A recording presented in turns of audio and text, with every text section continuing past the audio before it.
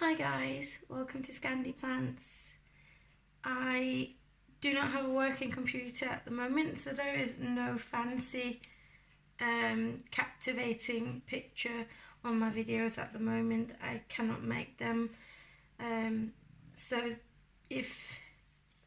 many people do get kind of not lured in, but get interested from the visual of quickly seeing what a video is about with a few words, and I couldn't do that this time.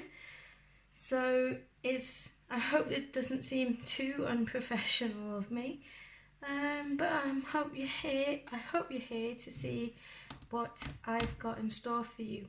Basically today, or this evening, it's quite late in the evening, it's very dark outside, I fancied repotting my cuttings.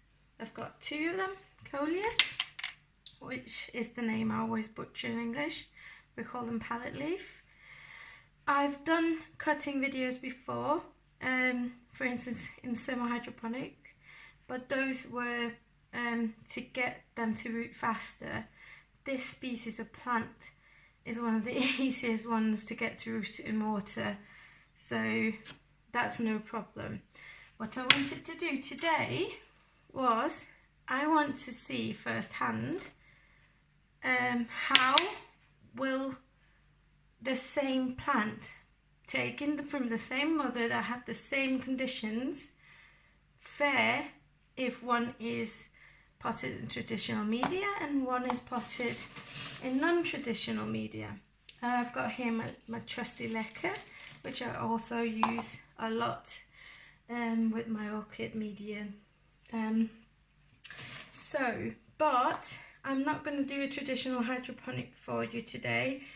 I didn't have anything I could make holes in, and I have nothing to fill these out with. So I'm gonna do what I call a two-pot method, because part of this was as well, I wanted to see how do plants that you normally put in dirt media fare during winter time in leca and a wet environment. Of course, again, this is not going to be filled with water all the time, especially not once the plant has grown its roots out into the pot, because they don't like wet feet. They do not like wet feet, but do they like the constant moisture? And they're going to get the same water from the same source, my sink, and the same fertilizer. So let's get started, shall we? Right.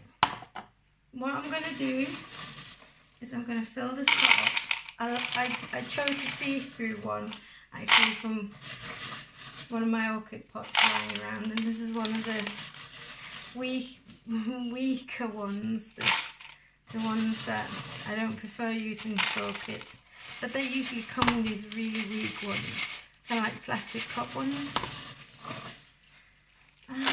Here we go.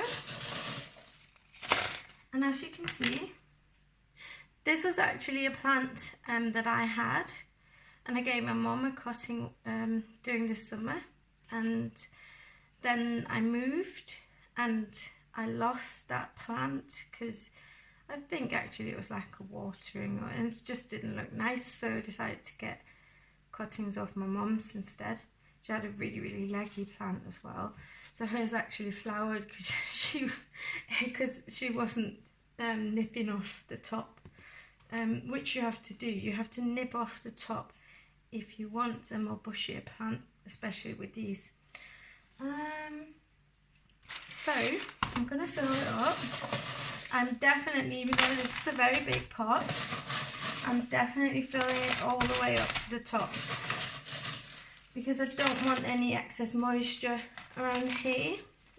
These as well are plants that are very prone to getting mealybugs and spider mites, so if they do get any, I want to be able to access them. So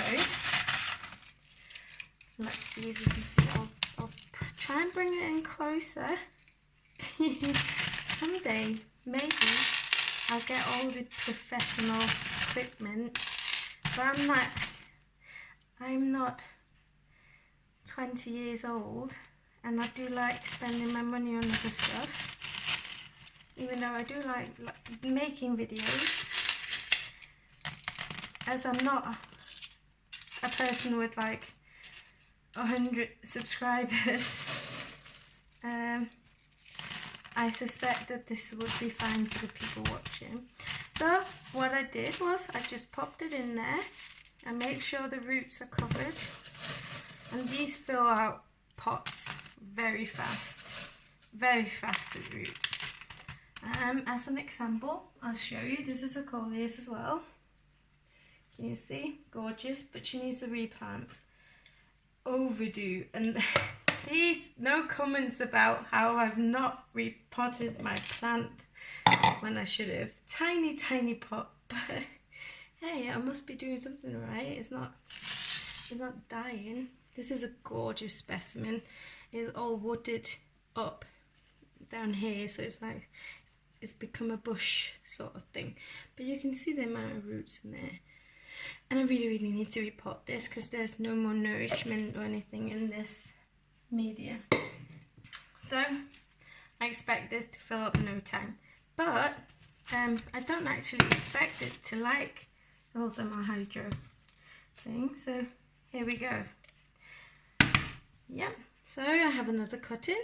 I'm going to remove the 2 lower leaves because we want it to focus on growth up here, not the ones down here.